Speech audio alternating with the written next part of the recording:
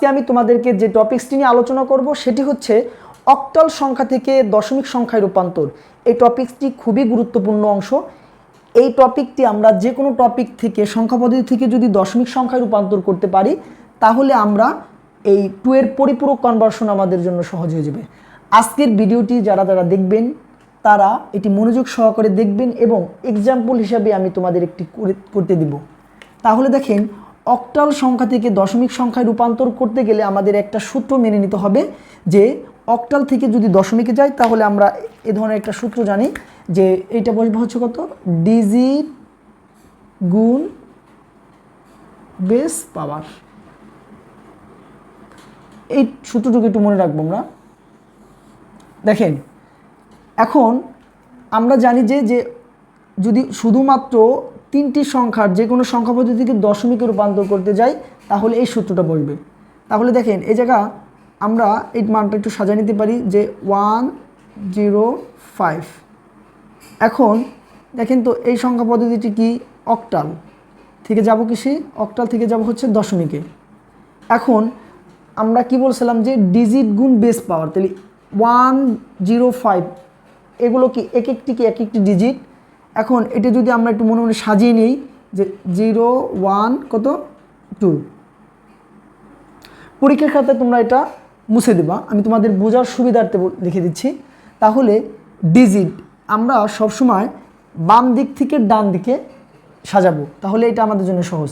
তাহলে কত হবে, অন, এই অনটা হচ্ছে কি একটা ডিজিট, গুণ কত হবে বেস, এই সংখ্যা পদ্ধতির বেস কত 8, তাহলে কত হবে 8।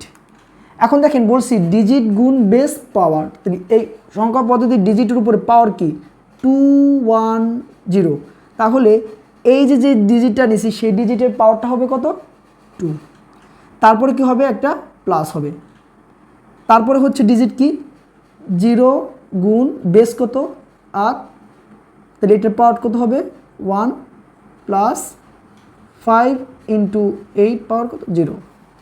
এখন দেখেন, আমাদের মনে রাখতে হবে আমরা যে সংখ্যা পদ্ধতি থেকে যদি দশমিকে যাই তাহলে আমাদের সূত্র কিন্তু এটি বসবে। আমরা পরীক্ষার খাতায় কিন্তু অনেক সময় গুলিয়ে ফেলি যে কোন সংখ্যা পদ্ধতি থেকে কোনটায় যাব।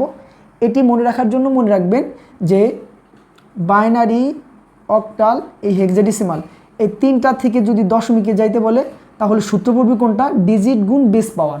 তোমরা এইটুকু একটু নোট করে নাও যে বাইনারি, অক্টাল, হেক্সাডেসিমাল এই তিনটি সংখ্যা পদ্ধতি থেকে যদি দশমিকে যেতে বলে তাহলে আমাদের সূত্র পড়বে কোনটি, ডিজিট গুণ বেস পাওয়ার। তাহলে এই যে একটা ডিজিট গুণ এই বেস, তারপরে এই ডিজিটের উপরে যে সংখ্যাটা থাকবে সেটা হচ্ছে পাওয়ার।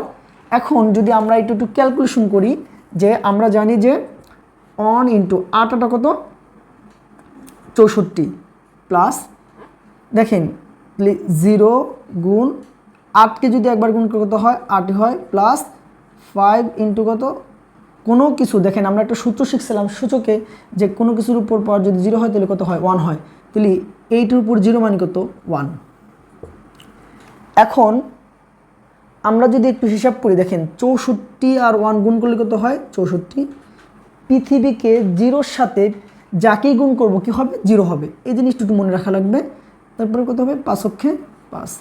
এখন যদি আমরা এটা যোগ করি তাহলে কত হয়, যদি আমরা একটু যোগ করে নেই তাহলে দেখেন 9 6, তাহলে আমরা এই জিনিসটা পাইতেছি কি 69। এই 69টা কি হলো দশমিকে। দেখেন, এই ধরনের কোশ্চেন আমাদের কিন্তু জেনে নিতে হবে যে কোনো সংখ্যা পদ্ধতি থেকে যদি দশমিক সংখ্যায় রূপান্তর করতে পারি তাহলে আমাদের কনভার্সন সহজ হবে।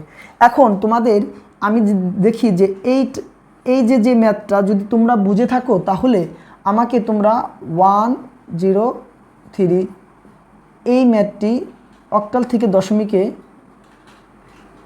কমেন্টে করে দেবা। আমি দেখব যে আমার কোন কোন স্টুডেন্টটা এই অঙ্কটি বুঝে কমেন্টের মাধ্যমে অ্যান্সারটি দিয়ে দেয়। আজকের মতো এখানে শেষ করছি। ভিডিওটি ভালো লেগে থাকলে লাইক, কমেন্ট, শেয়ার দিয়ে আমার পাশে থাকবেন।